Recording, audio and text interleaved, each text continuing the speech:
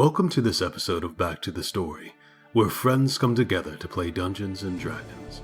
I'll be your DM, Klaus. Let's get started. When you see God's rest surrounded by armies, then know that his desolation has come near. It is my destiny, not yours.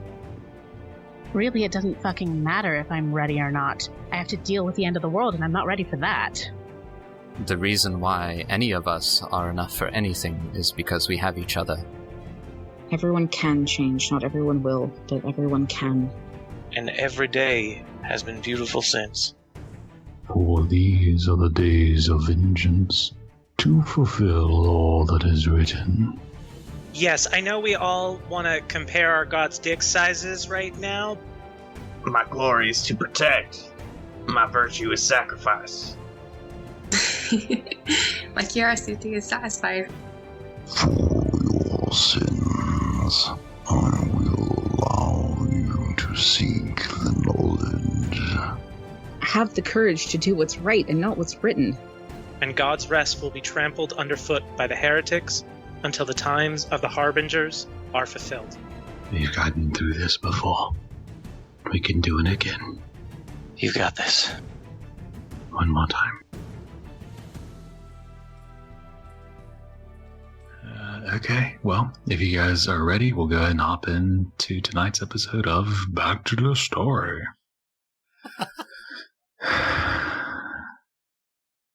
Previously, as the Bronze Scales make preparations for their conflict with the Harbingers, they return to God's Rest to find the fallout of Hex's first attack. On their way to the Scaled Precipice, they join with Meli, all the way from Embershore. Atop the Rotunda of Law, they met with the leadership of Nymunet and Amethystus, planning for the next attack from Hex and the last will and testament of Demary Voss. We come back to the story here. After a brief rest and preparation, you awake to take part in a great feast summoned by the Tarsat. The food tastes like home and drink warming in this biting cold. You've just finished up as you see those around make final preparations and adjustments to their straps.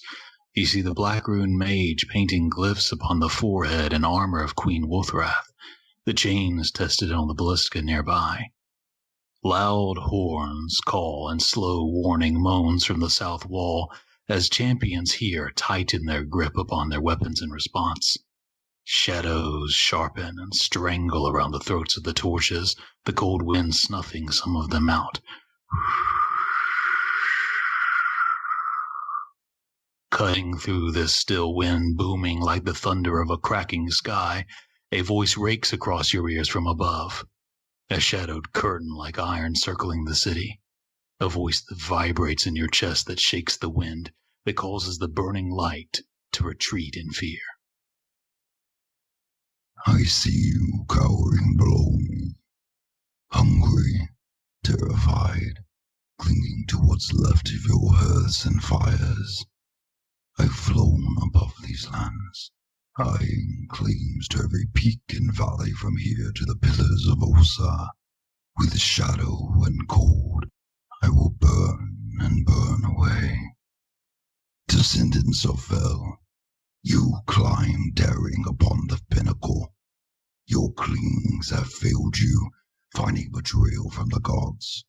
No longer will you bleed in the dust. No longer will you offer oil and sacrifice from your knees.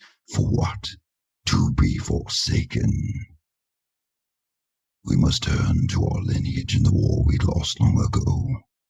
The children were created with divine breath in their lungs, with eyes of heavenly light, able to claim our own small portion of divinity in the ethereal force called Ethos.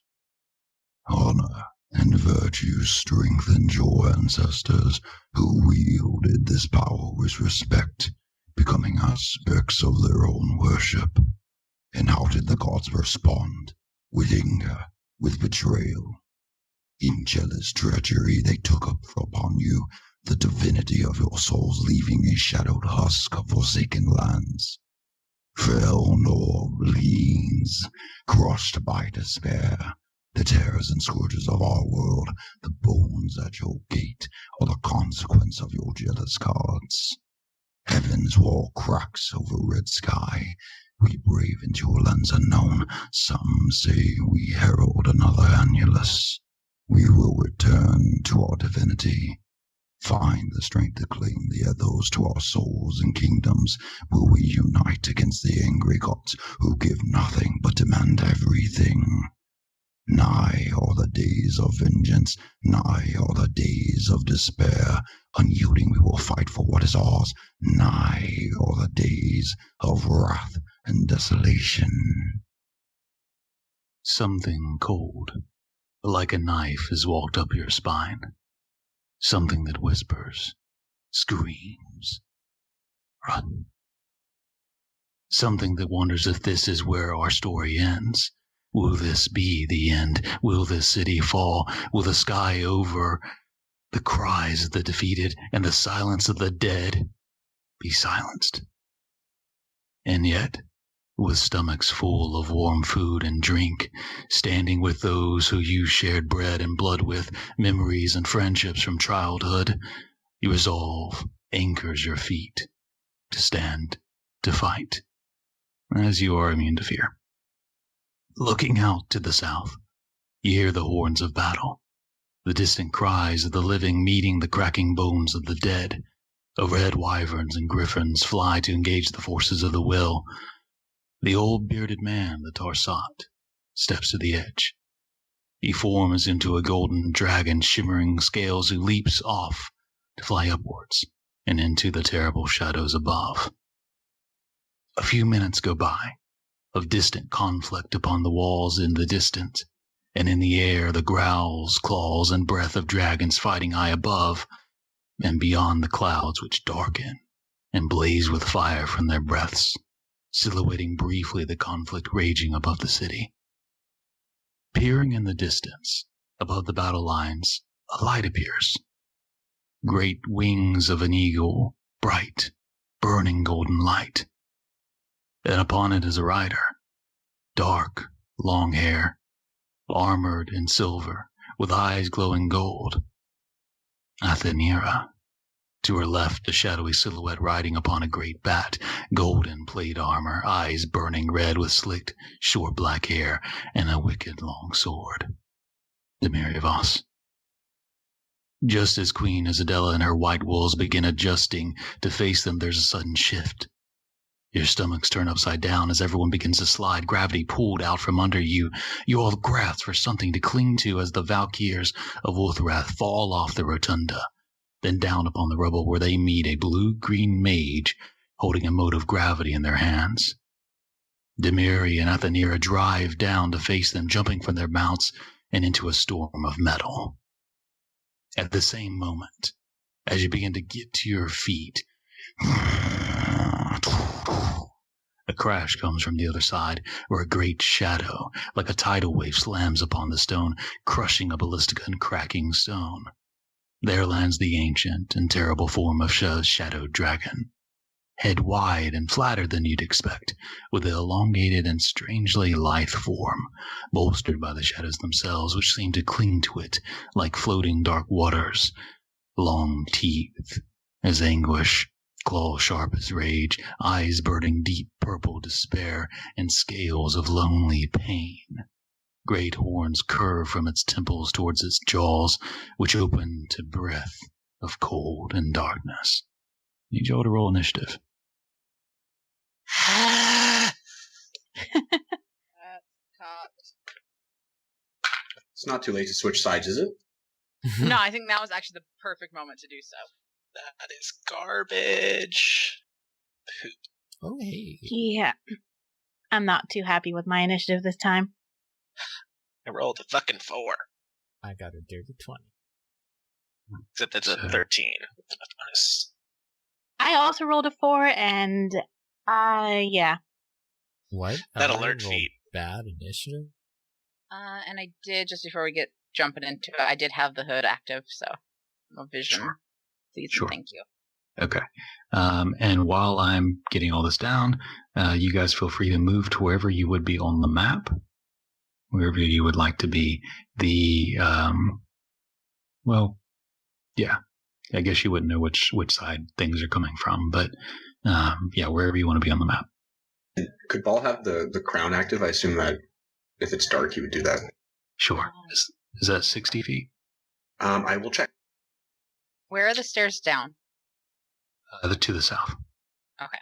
So I don't, yeah, okay. The crown is 20 bright and 20 dim. Okay.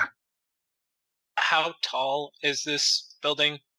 150, if I'm remembering correctly. Okay. Felix is on the staff, so he would want to be maybe like 60 feet up, enough that I can still see the ground with my dark vision. Or, well, I guess there's some light here. But still, like 60 feet up in the center.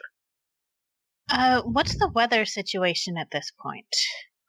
Cold wind. A lot of overhead cloud coverage. Not stormy yet. It is beginning to form into storms. So rain is beginning to fall down, some of it crystallizing midair. Okay. For your purposes, you can feel the wind kind of scooping up under you as if you were a sail yourself. Okay. It feels as though you can walk upon it or move with it. Which I think is exactly what I'm going to do. I'm going to go up, sticking close to the... Actually, which of these pillars...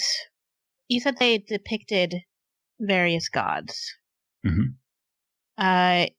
Which one for Voltimeri? That would be this one down here by Vesper. There? And then Which one also, for Aeonic? that would be this one. And just for your own whatever, the middle, so there's these columns around. The left column over here is broken and fallen. So there's rubble over there. There's no actual column. In the center, the gold part is like a table with some chairs around it. And the center is like ground floor with a brazier in the center. So while you can certainly get over there, you just have to hop over a table to get there, a circular table. Does that make sense? It's like a donut. For you, that's not too big of a deal because it's not that high. But so I think for purposes of staying spread out, I'm actually going to move up to one of the northern columns for the time being and be about 30 feet up. Sure. Yeah, so y'all be wherever you want to be. I've purposely not put the enemies on the field since you don't know which direction they're coming from. Ellery, what happened? You're usually like 27 plus. I know. It's an off day, you know? It's an off day. We all have them. We'll say Meli went down below with Amethystis to guard it internally. So, Amson, you're going to be on deck in just a second. All right. So, let me get everybody on the map. Oh, he's handsome. So, Amson, you will be up first. So a shift in gravity pulls Queen Isabella and some of her white wolves off, who are now engaging in combat to the west of this map with Demiri and Athanira on the ground. Hex has just landed on the top right, slamming down into the stone. This strange, very skinny lithe form, like musculature and scales clinging to the skeletal structure below. And that brings us up to Amson. What would you like to do? Okay, so as a bonus action, I'll cast Expeditious Retreat on myself. Concentrate on that. And then, I guess, to start off, I'm gonna run away from Hex, so that I am opposite the table of him. And from downtown, I'm going to shoot a firebolt at him. And it looks like he's in dim light, which means disadvantage, right? Correct. Okay. Is that a special ability of Hex? Dim light doesn't cause disadvantage on attacks. Oh. On perception checks, yes, but not attacks. Alright, well, I rolled 2 dice, so I'll just reroll that. Damn it. I'll just let it go. That's a natural one. Yeah, so as you fire what was it, a firebolt? Yeah. Okay. As you force it in Hex's direction, the winds pick up and sling it to the side, or maybe it was what's left of the gravity. Hand reaching out, shaking, seeing this dragon. Preparing your next move. Anything else for you, Hamson? No, that's everything I can do. Okay, gonna make a roll there. And that will bring us up to here. Who will almost hop, sliding upon the stone claws, the shallows moving in an after image around them as it breathes in.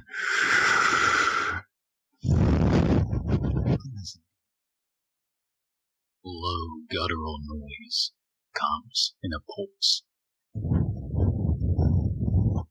And breath, dark and purple like shadows, erupts from its mouth. I need Ball, Felix, and Amson to make its constitution saving throws. Is he on the ground? Because I'm 60 feet up. Oh, forgot about that. If you can see my circles, I'm trying to keep the green one my height, if that is helpful. That is, thank you. He will move a little further. I think he might. Cones aren't great for me, but I think he might be able to get Ball, Hamson, and Vesper for con saves. Let me just double check. So now these are pretty wide towards the end. Thank you, Felix. So yeah, he will move a little bit. I'd like to see this like live. It's just the dragon taking his time. Hex is like, one step to the left. No, but he's got a perk factor. Yeah. Well, he knows how big his breath is. I don't, but that should be about right. Like everyone's terrified, and then we see him struggling with it. Like, are we scared? We'll see in a second. Constitution saving throws for Ball, Amson, and Vesper. It's a good start. That's a natural 1 for Ball. 11 for Vesper. Stop. All right. Great. Wow, that was bad. I'm gonna use luck. That's better, but not good enough. No. Okay, so Ball got 4. That's a fail. 11 for Vesper and Amson. 15. Okay. All 3 fail. Let me just. All of you take 87 points of damage, of necrotic damage, as this shadowy breath erupts from its jaws, raking over you. That's cold to the bone.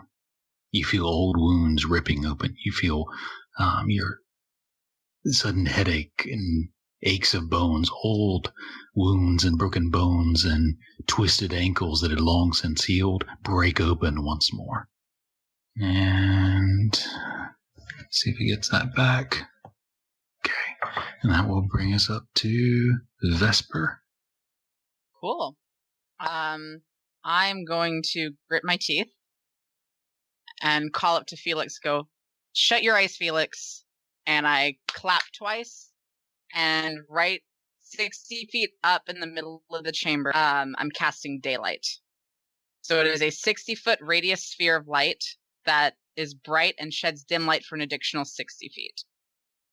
So basically 120 feet of light. 60 bright, 60 dim. There we go. And then, I'm gonna panic a little bit. Everything hurts.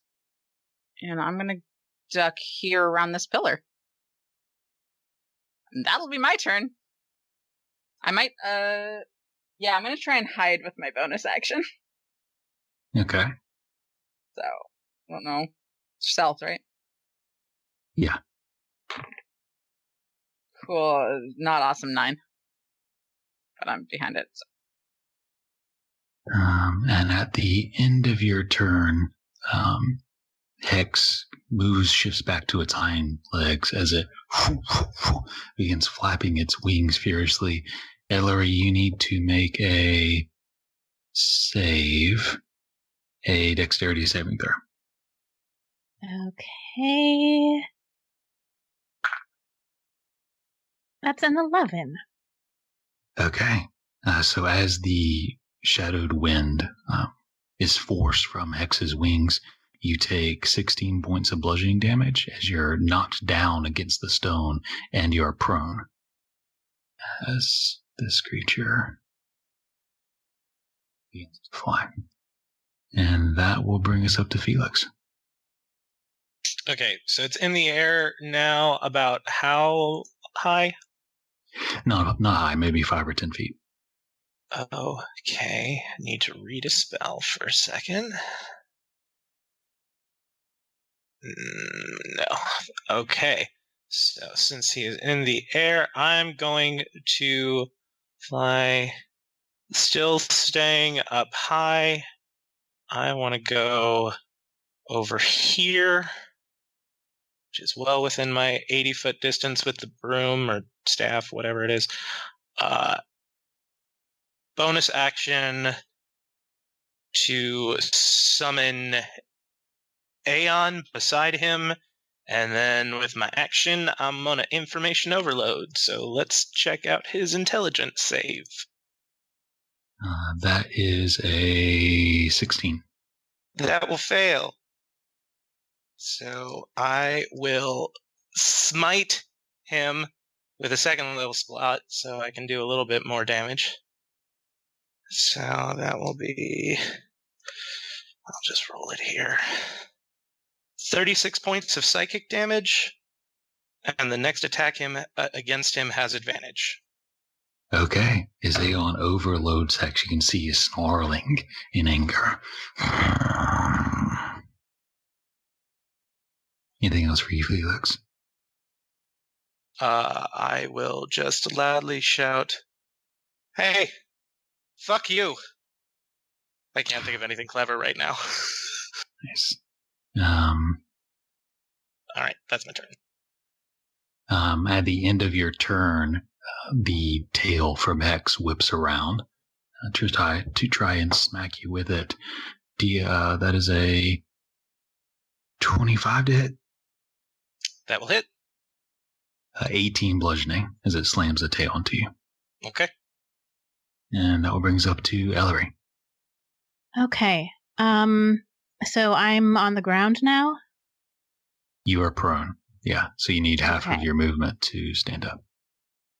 So I think what I'm going to do, let me check.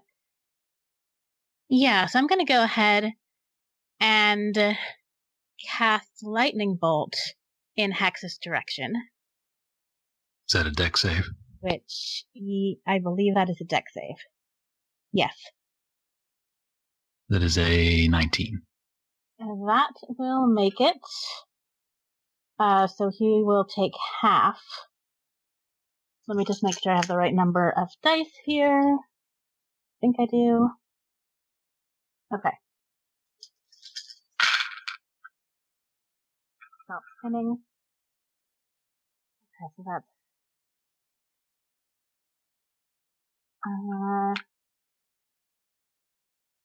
10, 20, 25, 26, 27 points of lightning damage. Halved.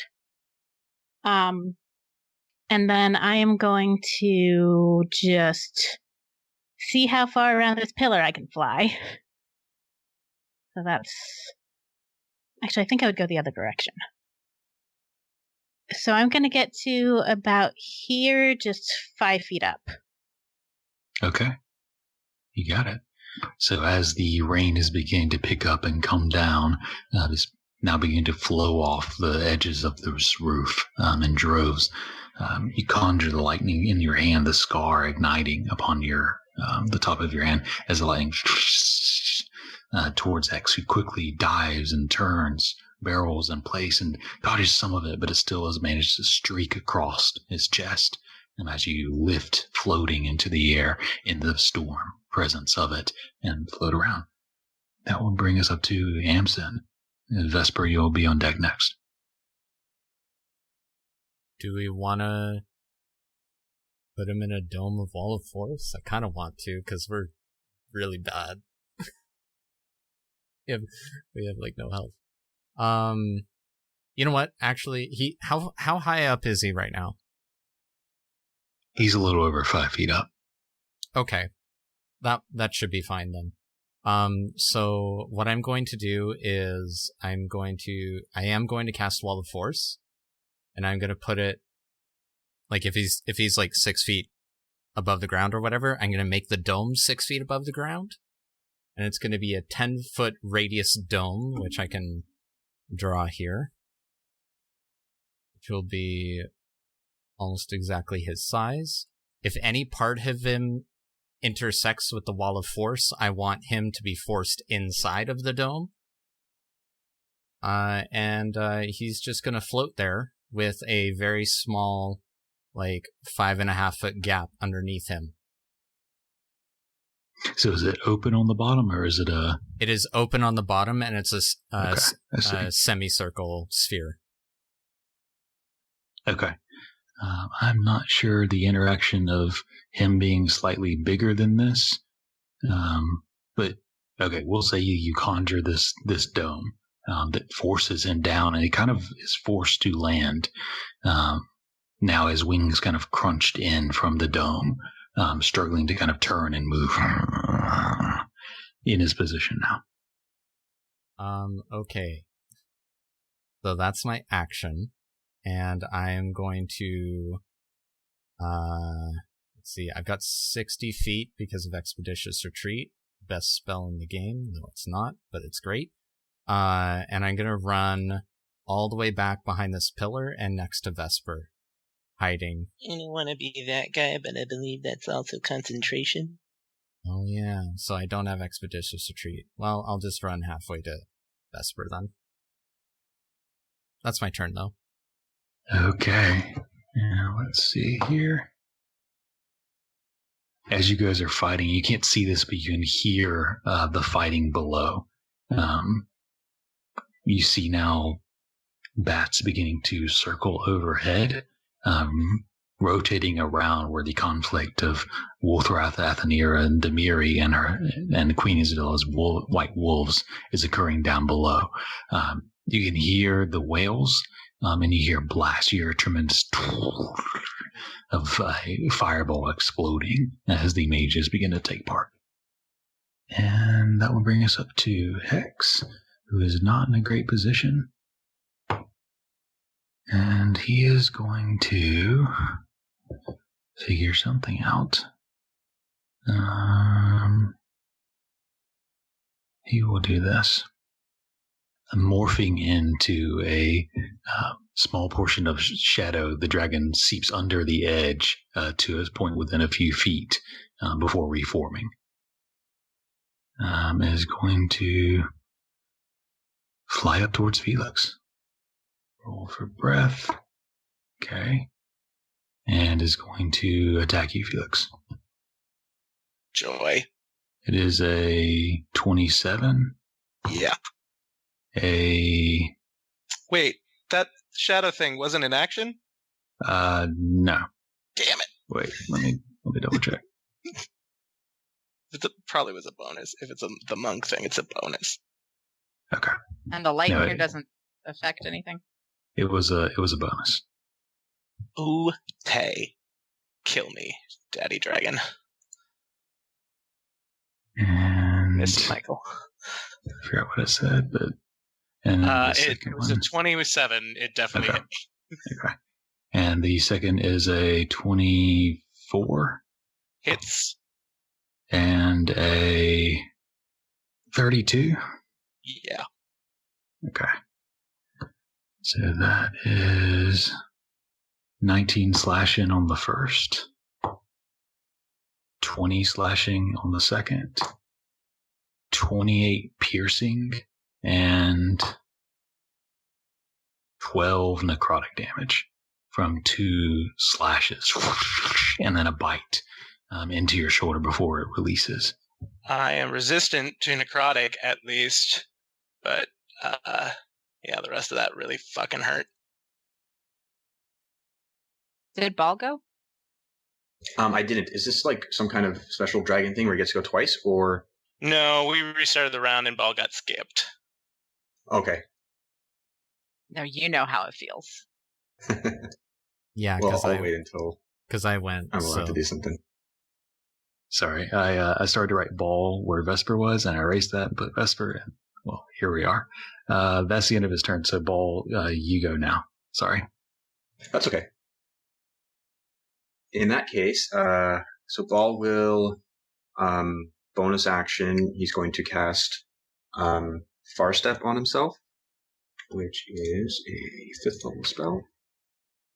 And then with that, he is going to Far Step with his winged boots. He can Far Step into the air, and he's going to do so. So he is flanking with Felix. And then the Far Step's a bonus action. So with this action, Ball is going to do his Phoenix. Blanking on what it's even called.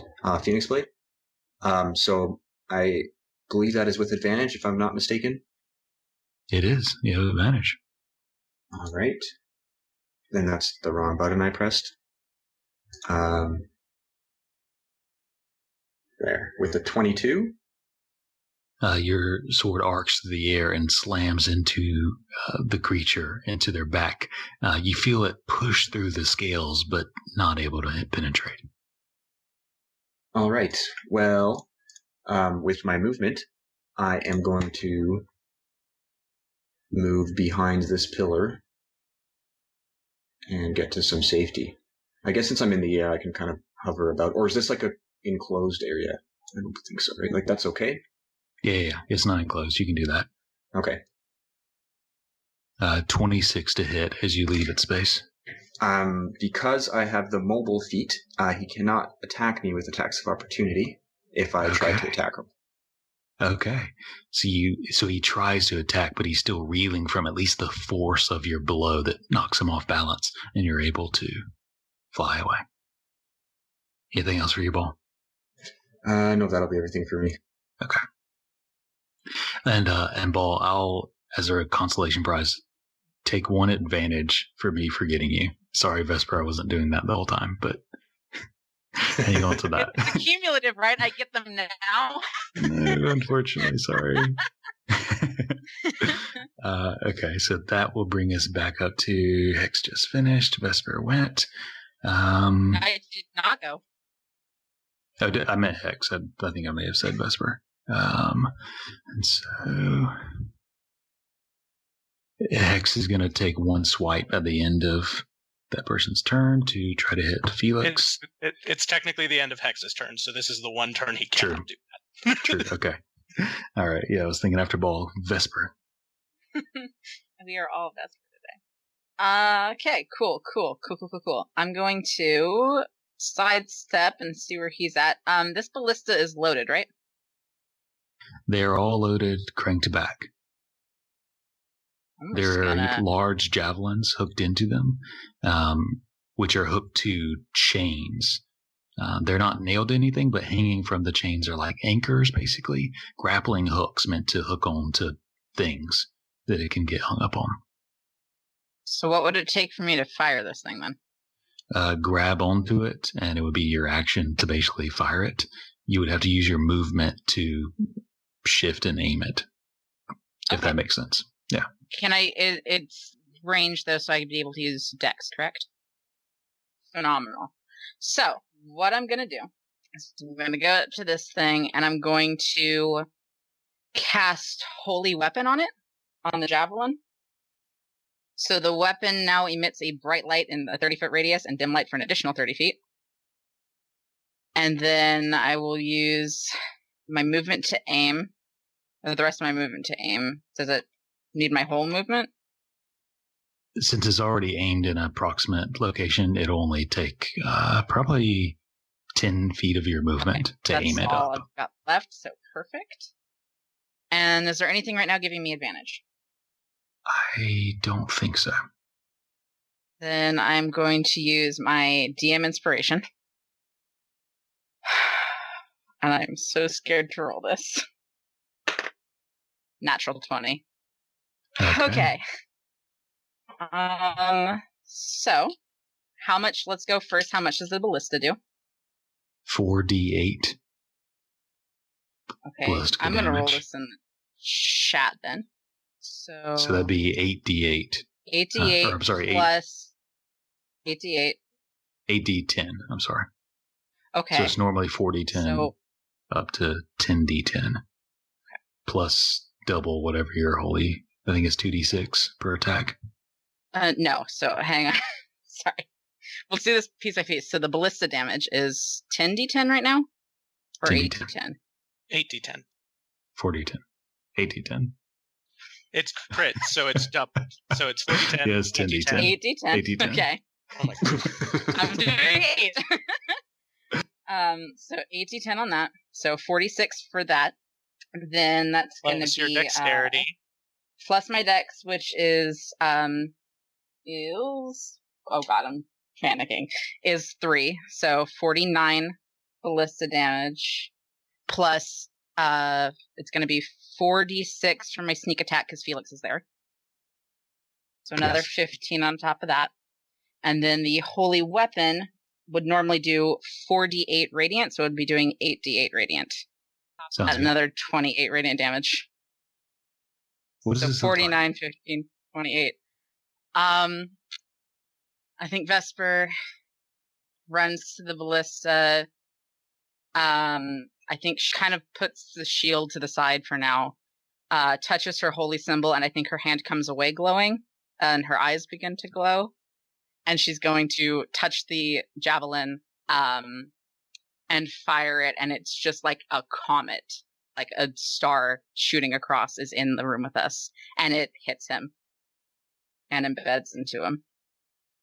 And it is also a magical weapon, as if it wasn't. And as this comet slams into the side of X, impaling under his left wing, kind of behind his shoulder. Yeah. Sorry. It will also. Oh no, it was 2D. I rolled the 8d8 is wrong. It should have been 4. I was reading a secondary part of the spell that I'm not going to do yet. Oh, not the 28 radiant damage, just 8, which is not as. I mean, a respectable 72 damage is still not bad. Yeah. I'm still proud of it, for sure. But yeah. So this silver comet of a ballista flies through the air, slamming into him behind his shoulder, actually pushes him back, and knocks him into the column. It shakes as he growls in pain. You can see this hurt him pretty bad. He's a hardy creature, but this hurt him pretty bad. You can see momentarily the sparkling silver light of this holy weapon burns away the shadows. So the shadows bulk him up, so to speak. And as the shadows are burned away, it's revealed this very lithe, slender, flesh and scales and musculature stretched and elongated, pulled taut over the skeleture beneath, before the shadows pull back and bolster him once more, and he tries to regain his flight. And it will continue to glow for up to an hour, or unless I lose concentration or do another thing. And then I'm going to sit there and realize I pissed him off, and I'm going to watch my life flash before my eyes. And I think this is just as a point of clarification, is the ballistica holy? And you could do this again with the ballistica, or is it the actual javelin that it's the actual javelin. Okay, so he is glowing from the javelin itself. Those shadows are partially still burned away. He did not like that. He's going to flap his wings very hard. Felix, make a dex save. Midair. That is a 19. It's not going to make it. So 20 bludgeoning damage as you're knocked about in the air, hitting. I am going to use Flash of Genius and not fail that. So that's a 24 because I'm going to fall. Okay. That just makes it.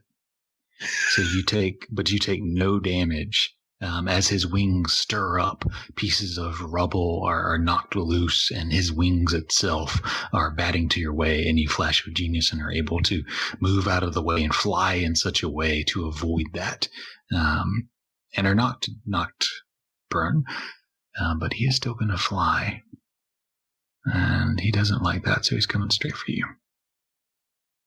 That's as far as he can get as he's flying down. And that will bring us up to Felix. And Felix, you would get an attack of opportunity if you wanted. Flash of Genius uses my reaction, so I do not. Okay. But thank you. Back up to you. Felix is going to bonus action do, what the hell is it called? Aeonic form to get those 50 temporary hit points, because I hurt bad. And then now I can only do this melee, so I'm going to fly right up to Hex. Is he still in the air, or is he on the ground? Yeah, he's in the air.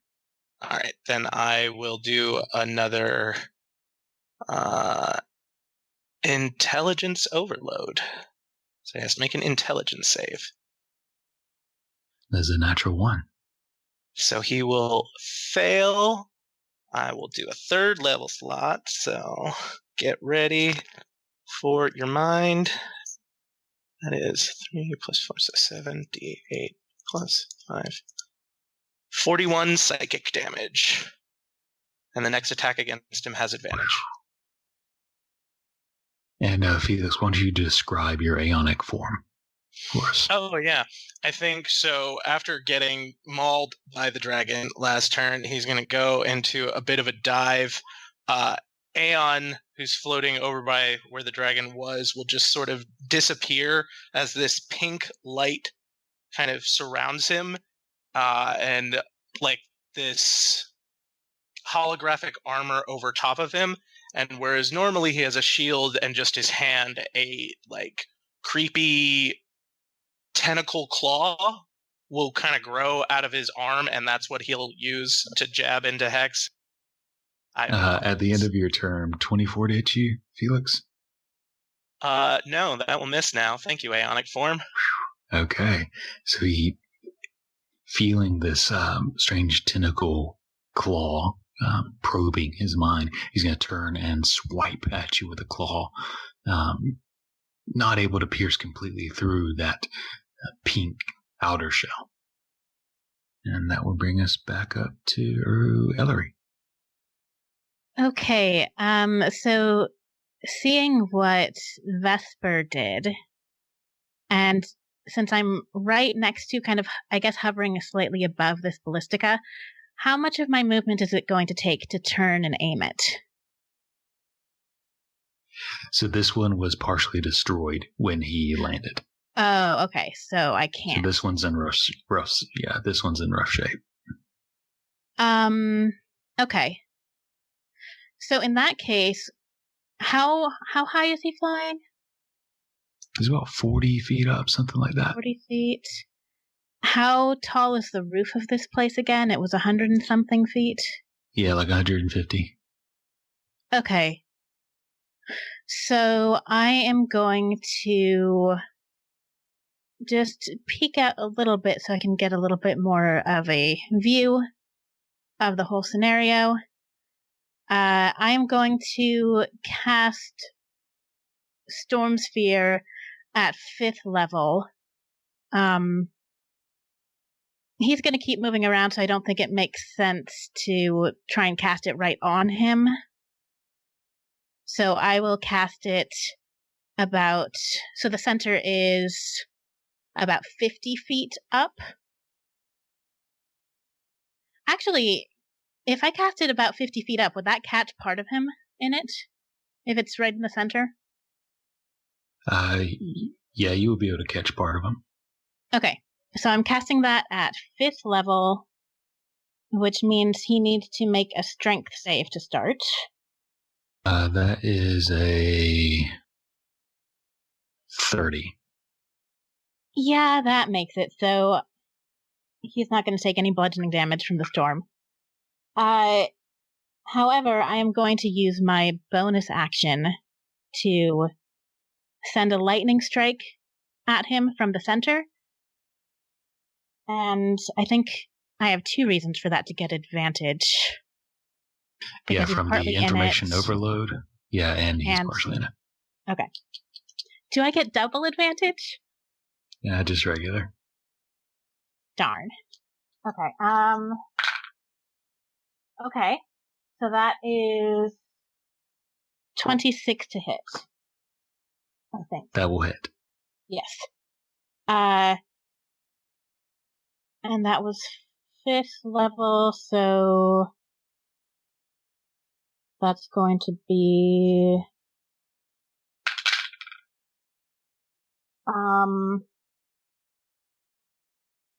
that comes out to very average. 17 points of lightning damage. Okay.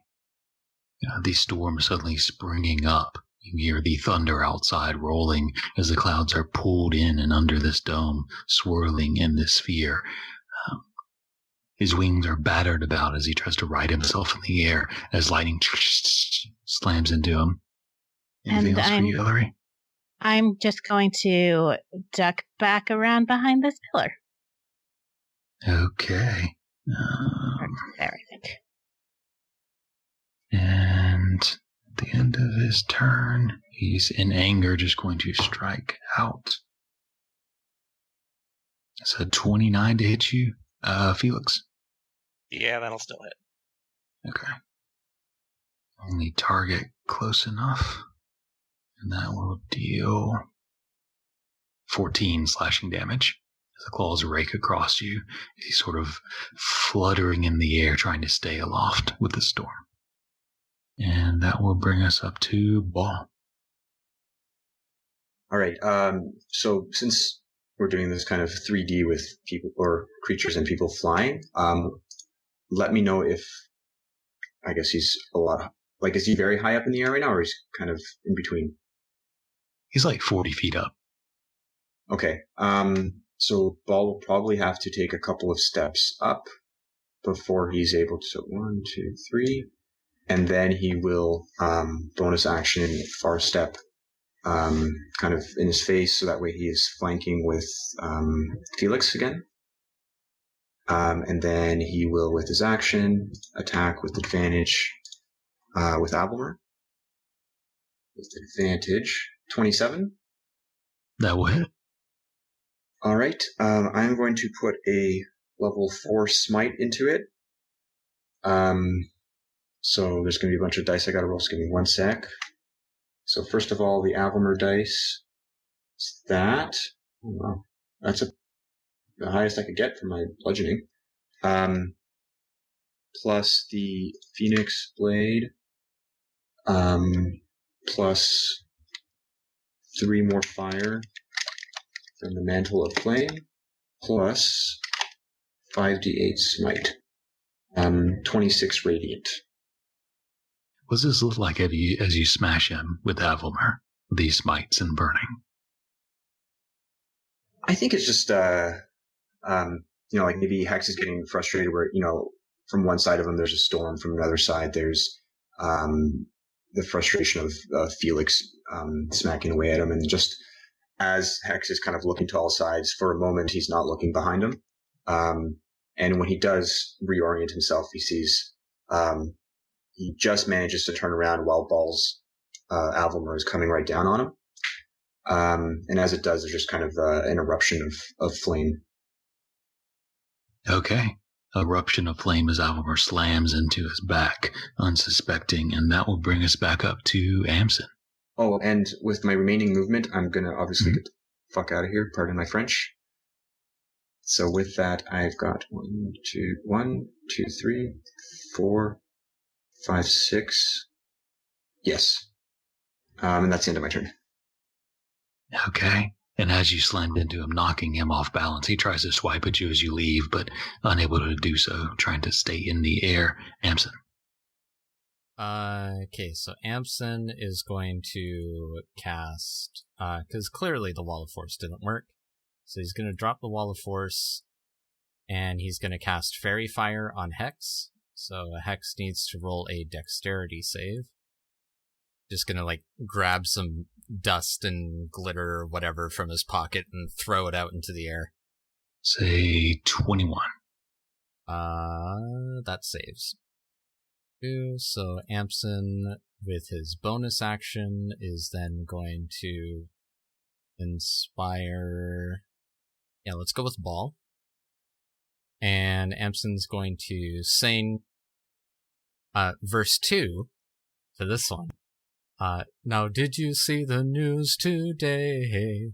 They say the monster's gone away. But that's because Good Ball is still alight. With fire, the monsters he'll smite.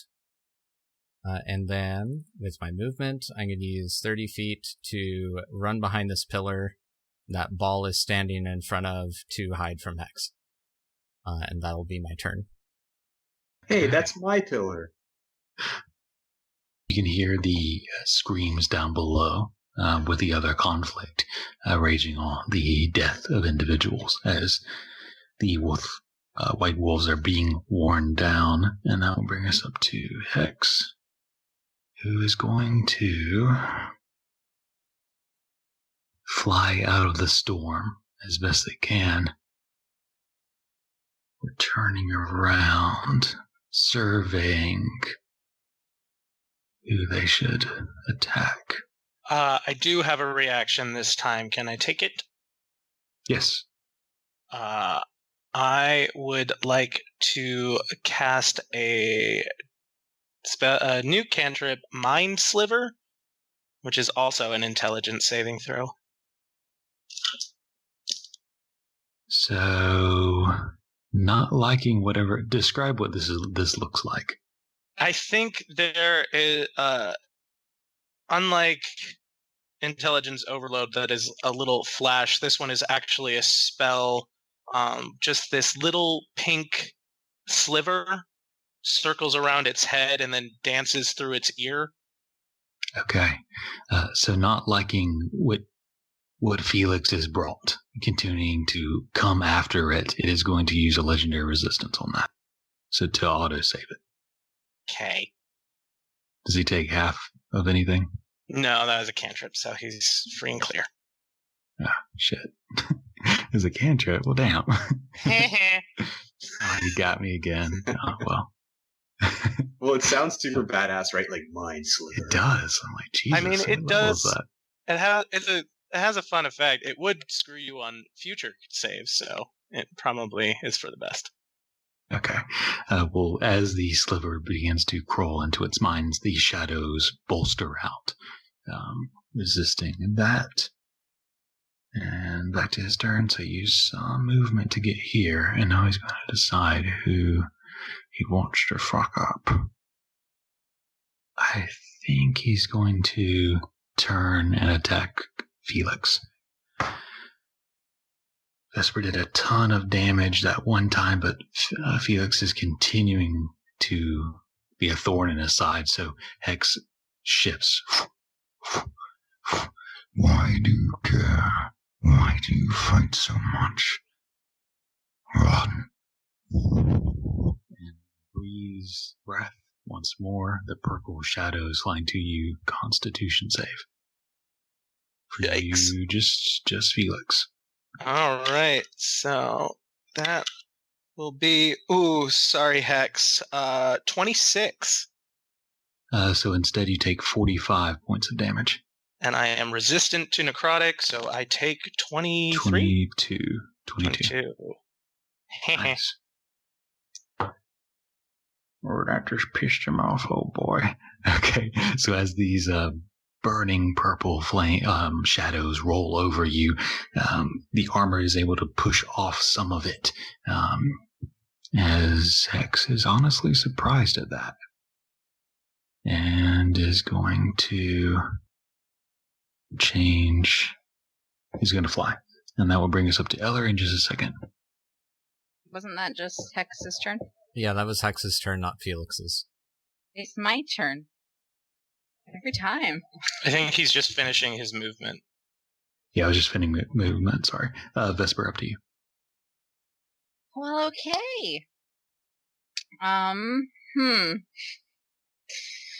Him moving just changed all of my strategies. So we're gonna go. How far off the ground is Felix? He is 45-ish.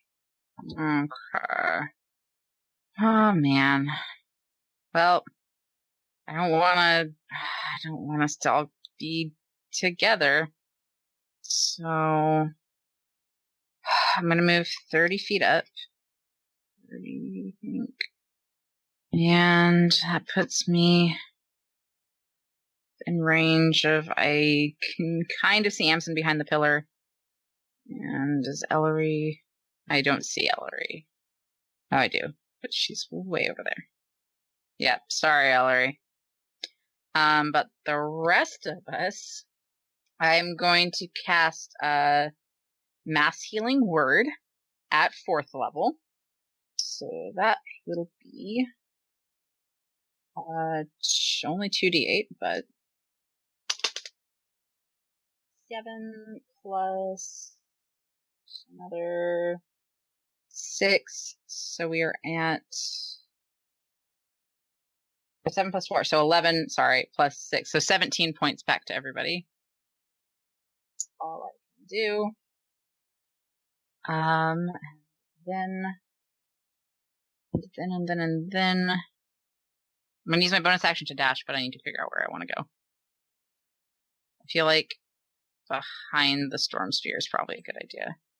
And then that'll do it. Okay, that will bring us up to Felix, but at the end of your turn, he is going to flap his wings. It affects nobody, but he wants to keep moving here. So he is going to move, and then Felix should be on deck in just a second. And Felix, you're up. How high off the ground is he right now? He's still about 40 feet as he's flying out on the outside of the rotunda into the rain and beginning to circle. Okay. Felix. Yeah, I'm still just going to have to charge right in there, even though that sucks. So, movement to fly and get in his face again. Action to intelligence overload. Put a tentacle right through his little eye socket. And it's really just a Reddit forum that has been saved somewhere, probably on like farming materials. And I've just sent him all of the farmers' Reddit. That is a 14 to resist your farmer's almanac. No. So we're going to keep pumping 3rd levels into that. That seemed to be nice for 7d8 plus 5. 31 points of psychic damage. The next attack against him has advantage. And for my bonus action, I'm going to cast... no, I'm too high for it to affect anybody else, so just myself, I'm going to cast Sanctuary. Make it a little harder for him to hit me. Okay. And at the end of his turn, or the end of your turn, is going to go ahead and try to attack, which I guess he has to make a wisdom save first. Correct. That is a 19. Just makes it. Okay. And that is a 29 to hit. That'll hit. Dealing 19 slashing damage. Okay. And Ellery, you're up. Okay, so I am going to peek back out from behind this pillar. So I remember at some point you and I talked about the range for the Storm Sphere Lightning and whether or not that's affected by Spell Sniper, but I don't remember what we settled on for that. I don't remember, to be honest, the Spell Sniper specifics. I can pull it up. Regular stealth sniper affects attack roll spells specifically. Okay. And the lightning from the sphere is an attack roll, but I don't know if it needs to be when it casts originally or if it can be. Oh yeah, that's tricky. That's a you call. I think it will affect the range, but like we were talking about last time, it's based off your vision, not the vision of the storm. Right. Can I see well through the storm? I don't think that would affect my vision at the moment. From where you are, can you see X? Yes. Well, the storm was higher up than you said. He's flying at about 40 feet now. Yeah, so you know about where he is, but the storm is partially blocking your vision. But you can make an attack roll. He'll have a little bit of an AC bonus. Well, you would get advantage though because Felix, whoever attacks next, thanks to Felix, gets advantage. Correct. I'm basically just deciding if I'm going to move further than where I am, and I think I will. So from here, I think I have a better view of where Hex is. Yeah, you do. And he has advantage from Felix. I am going to do two things. First, I'm going to use that bonus action, lightning. So make an attack roll at advantage. Oh, good. That's a... what is 17 plus 9? 26. Yeah. Okay, and that will be... Lightning streaks out of the storm, going over Felix's shoulder, slamming into his side, dealing 17 points of lightning damage. And I'm going to go ahead and cast Chain Lightning. I know there isn't anyone else for me to hit right now, but I'm going to focus that all on Hex. Using the Curse of Ursatha. Okay, and that's a dex save? That is a dex save. Okay, so Ellery, as you float above in the storm, which is worsened, the rain outside the rotunda, rising, cracking thunder and lightning in the sky, the sphere of storm underneath, the winds are pushing these frigid, cold rain pellets, halfway crystallized into the covered area. As you rise, holding your hand out, scarred from the lightning, and shoot one bolt from it and gather another chain lightning in your hand. Hex sees this, gets slammed with the first, sees you approaching through the rain with the other, is going to use a legendary resistance. So he auto saves, but he still probably takes half of something. Yep, and I do not have enough d8s, so I'm going to roll that in the chat. That is 10d8. So that's 48 divided by 2, 24 points of lightning damage. 4.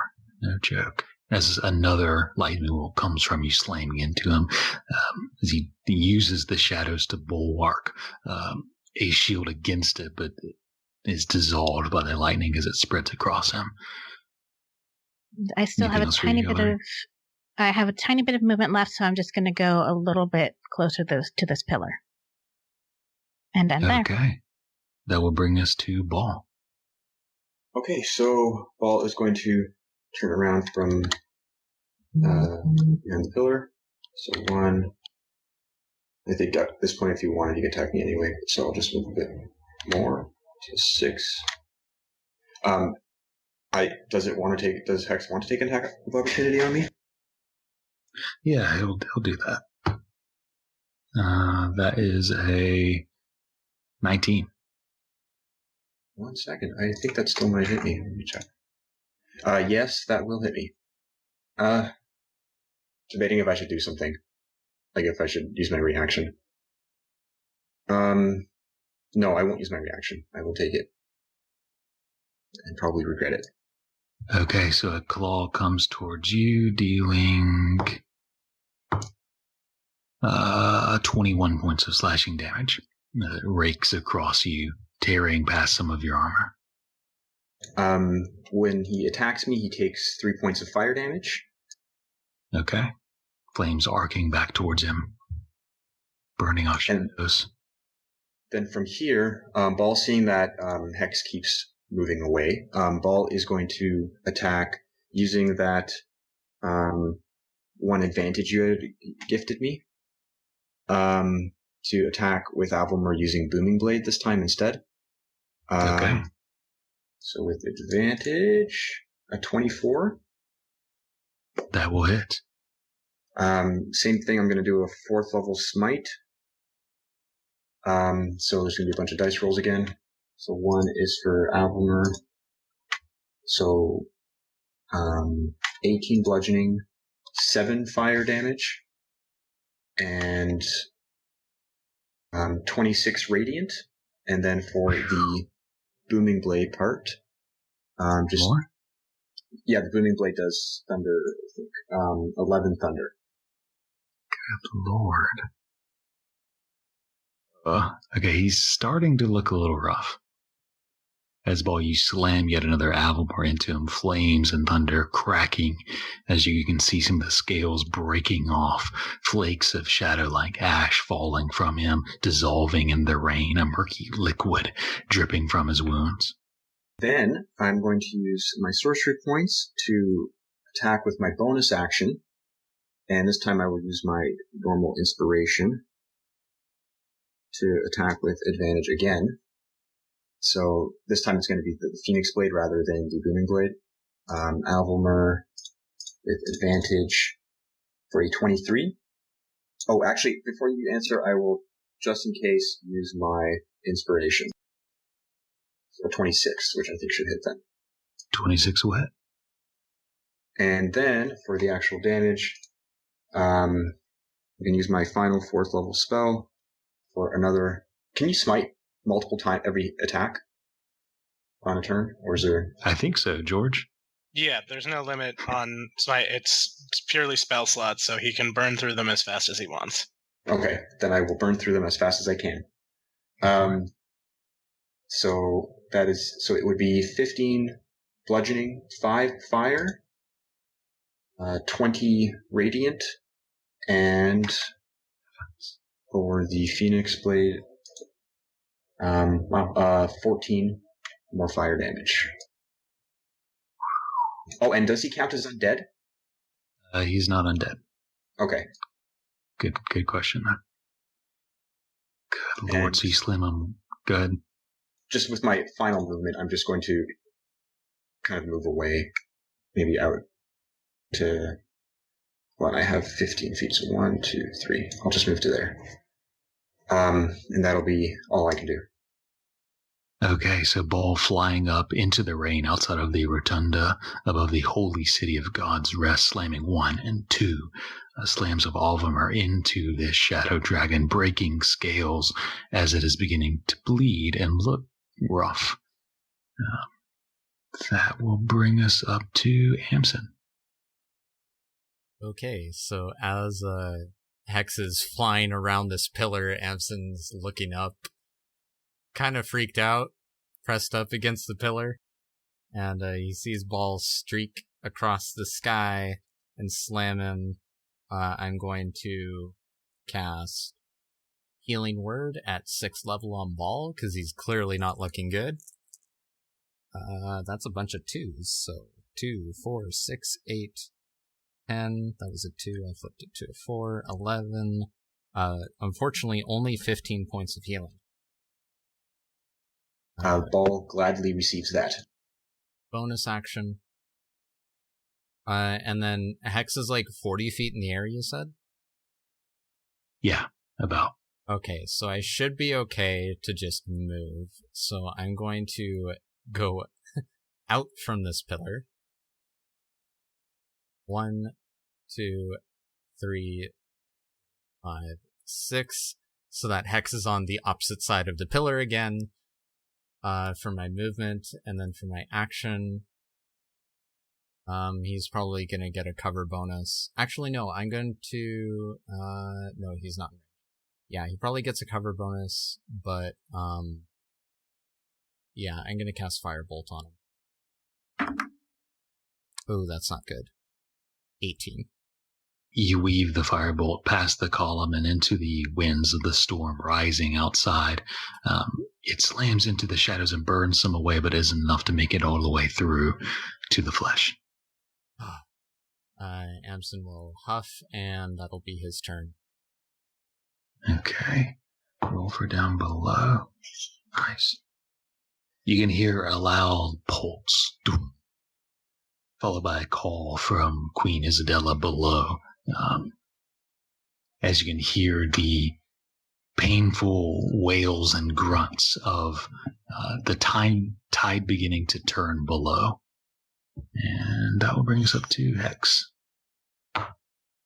who is going to do this. Attack of opportunity from Felix if he chooses to do so.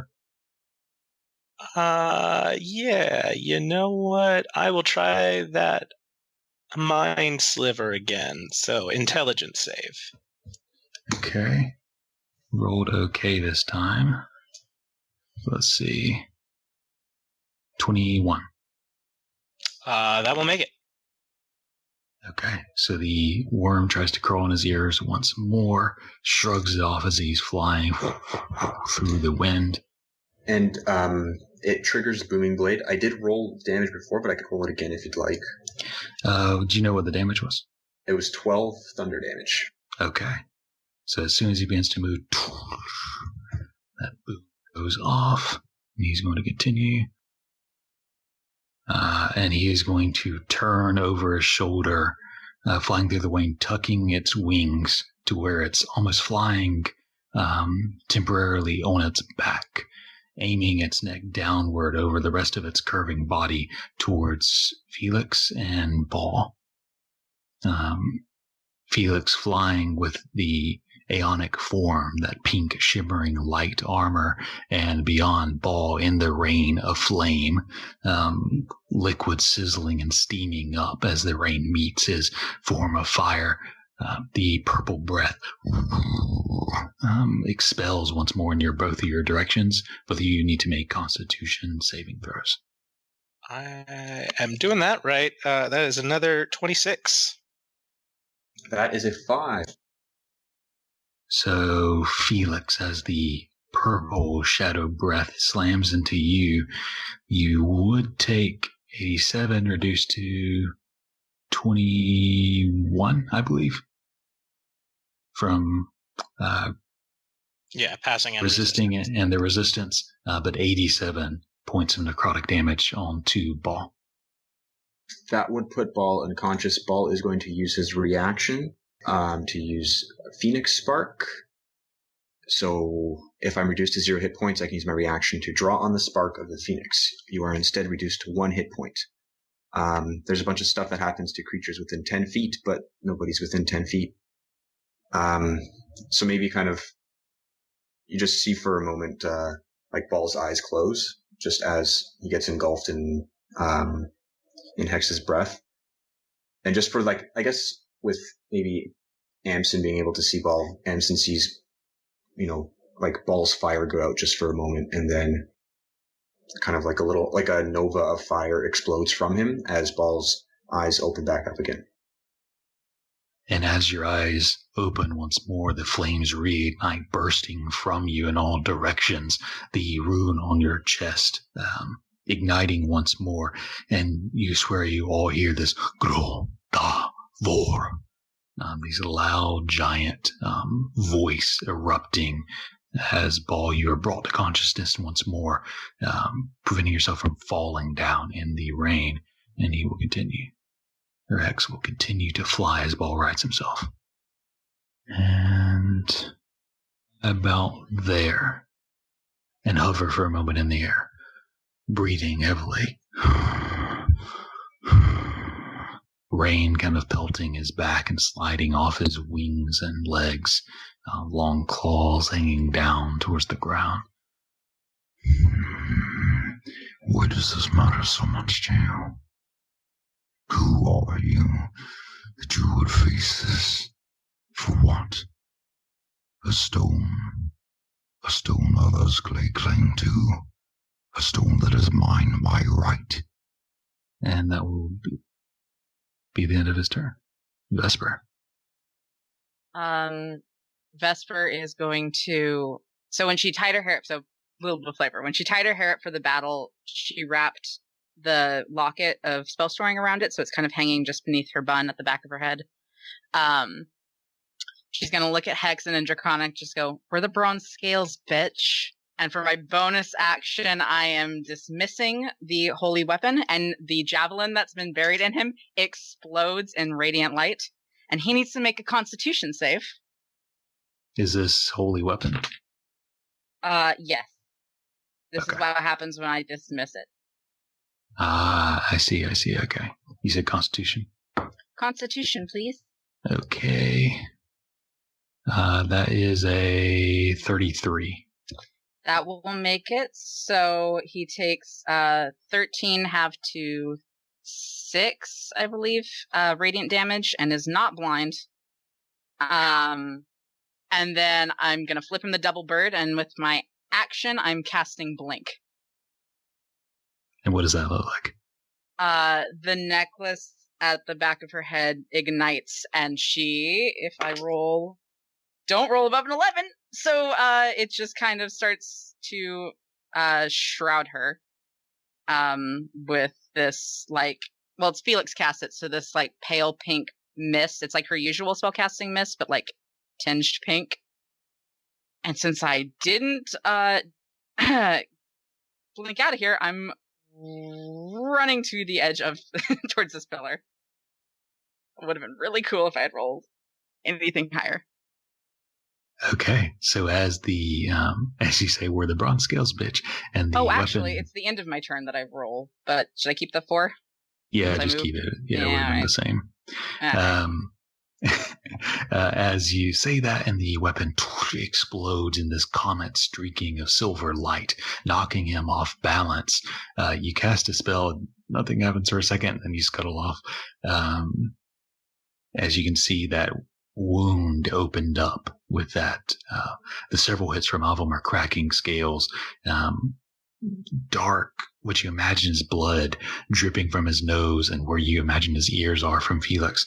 And the massive javelin in the side of its scales, it is starting to struggle to stay afloat. And it is going to, at the end of your turn, this thing kind of blown off to the side, turned about. The ballistica from the beating of the wings of the wind knocks it asunder and kind of tips it over as it slides across the stone as he flies back and then begins to fly upward. So he flies, let's see, so it was at 40. He's now 60 feet up and is beginning to fly into the air. And that will bring us up to Felix. Okay, Felix doesn't feel great, but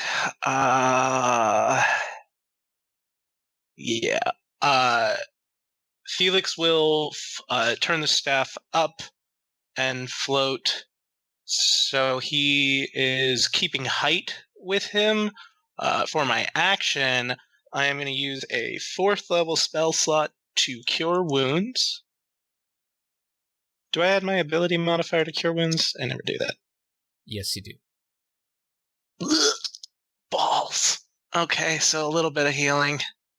And yeah, I'm just going to stay. I'll get a little bit closer, but I'm just going to heal and that's my turn. And that will bring us up to Ellery. Okay. Once again, I'm going to peek out from behind this pillar so I can see where Hex is. How high is he flying? He is now 60 feet up. Okay. So, bonus action, I am going to go ahead and send another lightning bolt at him from the center of the sphere, and I'm going to use my DM inspiration this time for that roll. 15 plus 9, 24 to hit. That will hit. Okay. A lot of threes. 12, 13, 14, 15 points of lightning damage. Okay. Through the sky.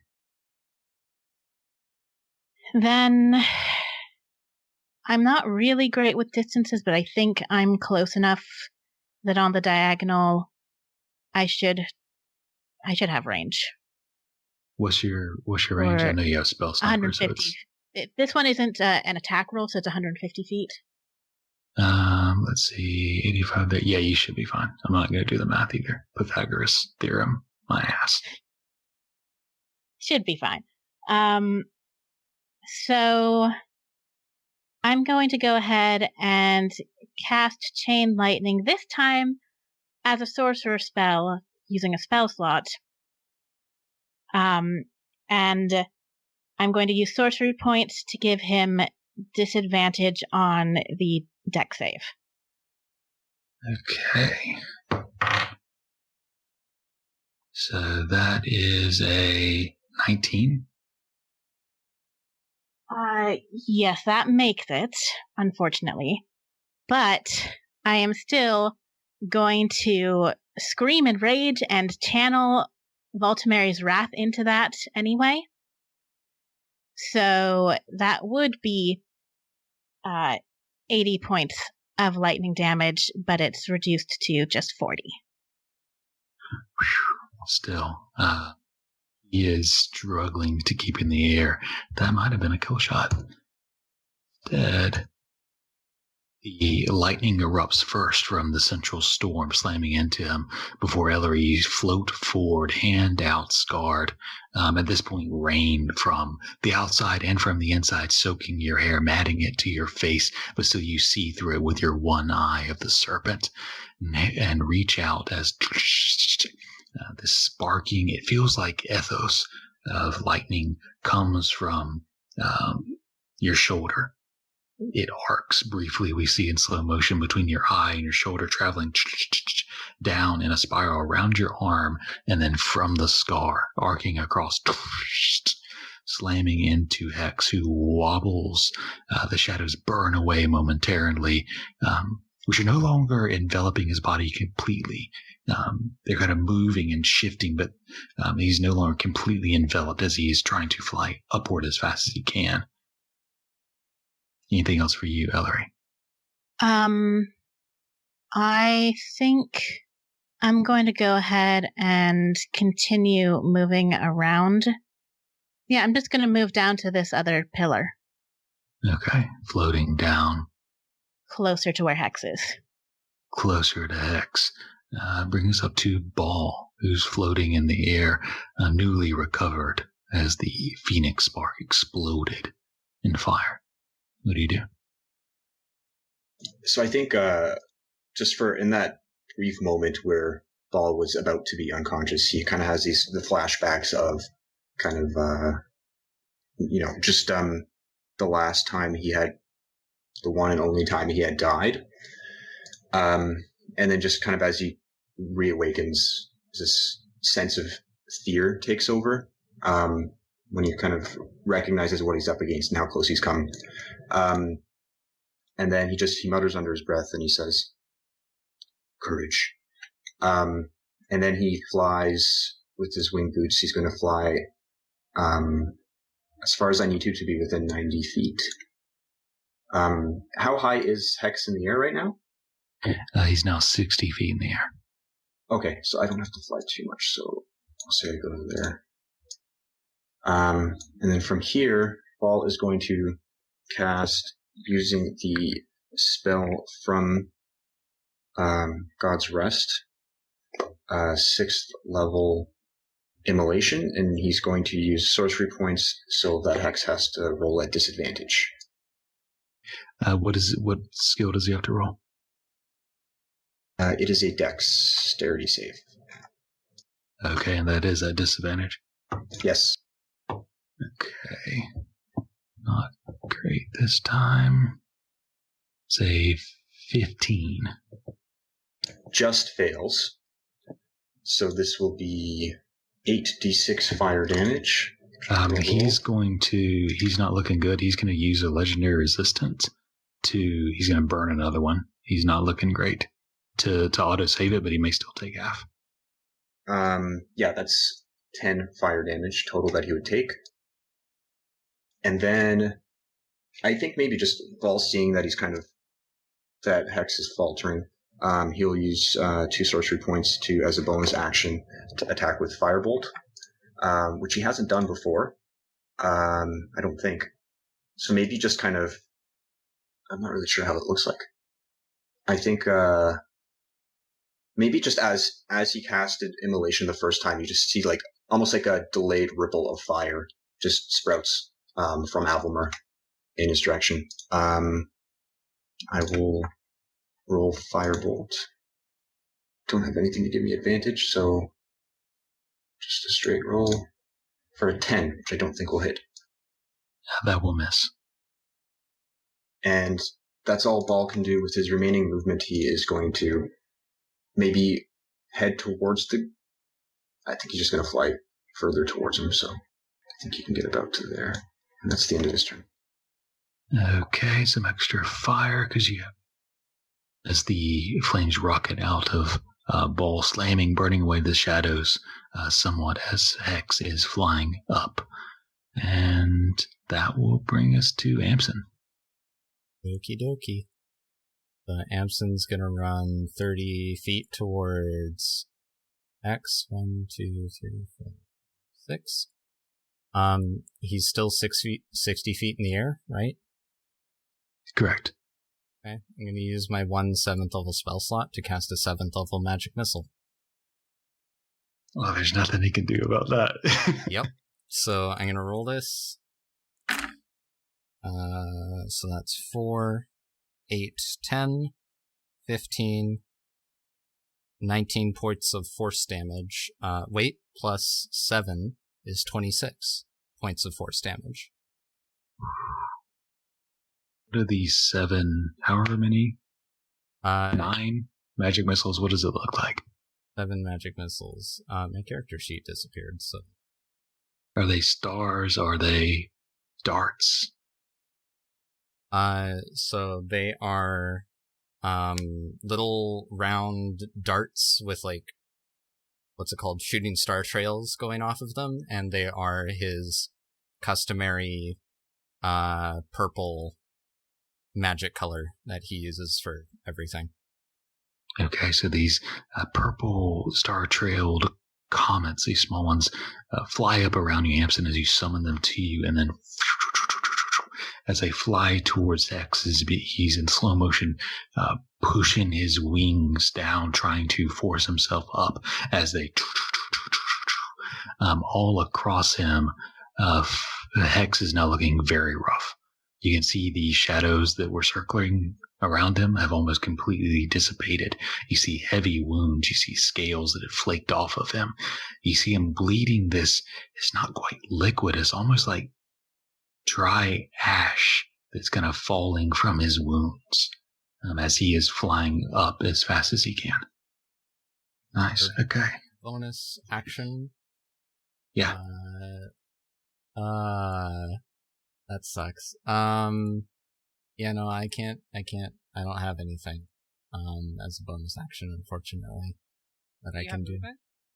I don't have any movement left. I used all 30. Okay. Yeah, that's my turn.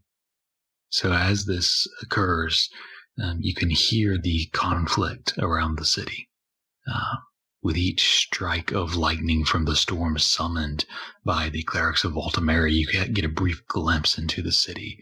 There's some fires burning. It looks like the south gate has taken heavy pressing initially. That was countered as the cavalry of the Valisol Luminets and the dire wolves of Wuthrath countered it. In the air, flying all over the city, there are these bats ridden by wights and vampires, which all have fought in the past, but they're being countered by wyvern riders of Dragonborn and griffin riders of Aeonic, all throughout the storm. At first, it looks like the undead army to the south, their cavalry, were overrunning and into the city. But now, with the countering of the griffins and the wyverns, they're beginning to push them back. You can see the trails of fires under the storm, under the rain, are beginning to push the will back. And that will bring us up to Hex, who is going to 60 feet up, fly up 80 feet, straight up as fast as they can. And then they're going to use their action to dash. So they fly straight into the storm, and have now crested the top of the rotunda and are flying into the sky as fast as they can. So we'll finish this round up and see, what you'll have. Vesper. I'm going to swear. See what I can do to help Ellery, because she can still fly because it's stormy. So she can do something if I have anything that can bolster her. I don't think I do. Oh, I do. I'm going to just use my action bonus action to dash into here. And I'm going to look at Ellery and I'm going to nod. And let me just see who else is in range in case I can be nice. I guess myself, Ellery, and Amson, I'm going to cast Bless. And look at Ellery and go, "You've got this." Okay. And at the end of your turn, something happens that'll bring us up to Felix. All right. I'm going to shoot up my 80 feet. Can I see him? What is your vision radius? Whatever else have. Not great. 30 dark vision, whatever you put it as. You can hear the general area of where the wings, the beating of the wings. He is pretty far ahead. Maybe over 100 feet ahead. The general direction X is heading. You were, and just so I make sure I had your height right, you were at 45 feet, or were you higher? I was at 60, so okay. I tried to keep pace with him. Gotcha, okay. So then you would be a little closer, let's see. So he'd still be a little over 100 feet ahead. All right. I am going to stay where I am and just prepare for him to dive.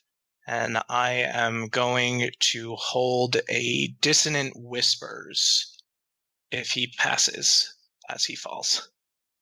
Okay, so trying to catch up, you conjure these whispering voices in you and Aeon's mind, prepared for his turnabout. And if that's it, that will bring us up to Ball. Or wait, I'm sorry, Ellery. I have two lists going on. Okay, so I'm going to chase Hex up into the air. How far has he flown at this point? Well, I'm 140 and I can't see him. He went that far already? He can get like 80 feet around and he dashed. So he's pretty far. You can kind of hear where he's coming from. Are you trying to chase him? I'm trying to chase him. So if how high was he before he started dashing? He should be at least 220 feet up, because he was at 60 feet? And then added 160, I think, presumably. So he should be at least 220. He may have even boosted himself a little bit more as a legendary, but I can't see anymore. Ellie, do you want to use your 60? Is it 60 feet fly speed? What is your? Yeah, 60 feet fly speed. And you're about 30 feet up, right? I think it was about 10 feet up. Okay. I mean, you can fly out there into the storm, and you can certainly hear where the wind is coming from. If that's the case, he'd be maybe close to 200 feet up. You can kind of hear roughly where he is, but you can't see him in the dark. Oh, okay. Because of the darkness. Yeah, so I'm still gonna try to cast a chaos bolt at him. Okay, so this is roughly a blind shot. You can kind of hear where he's coming from. And what's the range on that? The range on that is 240 feet. So with spell sniper, you should be good. Yeah. Okay, so roll with disadvantage. Was there something else? Sorry. You also have your DM inspiration. Oh, I use my DM inspiration, but I do have Tides of Chaos. Can I still see Ellery? You should be able to. She's still you would be able to see her. She's leaving. Okay. If I see her casting a spell in that direction, I'm going to use Portent. Because it's an attack roll, right? It is indeed. Okay, so I'm going to give Ellery a natural 17. Which would be a 26. Okay, so Ellery, you fly into the storm, rain kind of pelting you. It's cold, but it feels like home. You can feel the strength kind of surging through you. Your hair standing on end. You can sense the power in the sky of Voltamari. And as you conjure this alternating, pulsing orb in your hand, alternating colors, Amson, you see this as she's raising her hand up to the sky, the orb glowing brighter and brighter. Amson, you've seen this before. A vision this morning, a dream, you're not sure. But this image feels like serendipitous or deja vu. You feel a hand on your shoulder, Amson. Comforting, anchoring. That hits. Roll damage. Okay. I believe I have the right number of dice in my hands for this since I'm casting it 5th level. Ooh, there's some good numbers on there. Okay. Oh, that is nice. I'm happy. That's 5, 10, 15, 20, 24, 27, 35 points. And I can choose between fire and lightning, so I'm going to choose, fire and thunder. So that is going to be, if I'm doing my math correctly, 35 points of thunder damage. How do you want to do this? Yes! So, I am out here flying in the storm. I have gone out into the rain that has been summoned by the other clerics of my goddess. I'm looking out into the darkness, listening, because I know at this point my hearing is a better tool than my vision. And I reach out, and this orb of chaotic energy shoots out from my hand, and I don't really see it land, but I hear that boom of thunder erupt. And as that boom erupts, the rest of you see this sparking orb of alternating colors suddenly flash in bright light, and like a spotlight, streak through the darkness of this storm and this night, flying up through the rain, through the clouds, through this now forming sleet. There's a moment of silence, and then a Ellery, you're blinking through the rain and the cold with your one eye looking up. The rolling of the thunder, the occasional crack of the whip of lightning, and with that crack of lightning, it briefly lights up the sky, and you see the clouds dragged and streaked across the sky, and you see a silhouette in it a form, mighty and powerful, stretching across the horizon. She has one eye glowing like lightning, arcing from it, and in her hand she holds a javelin that strikes down, you from the bottom, her from the top, as it slams into something in the darkness above. The rain patters down hard, and there's a few seconds of quiet. And then you see hurtling down atop you a spinning black, dark, shadowy form. Hand over heel, the flapping leather of the wings going wild, bones broken in odd angles that is falling, tipping and spinning in the air. You turn to the side quickly as it passed you and into the ground in a heap.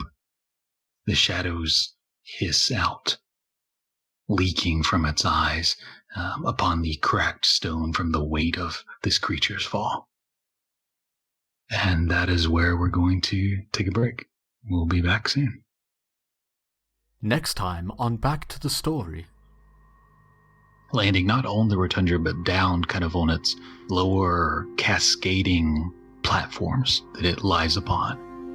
The figure in gleaming silver armor holding a spear, dark hair, golden glowing eyes, who steps off of it and begins to walk up these stairs, one hand raised up. Demiri to the south. Get ready. I should introduce myself. My name is Grand Architect Ineres Soltaria. This episode is continued in Part 2, which uploads Friday and will be available wherever you're listening now. For behind the scenes and more, check out our Tumblr, back-to-the-story at tumblr.com, and follow us on Twitter for updates at back2_the_story. And if you're feeling especially generous, feel free to buy us a coffee at ko-fi.com/backtothestory. We'll see you next time in Norithville.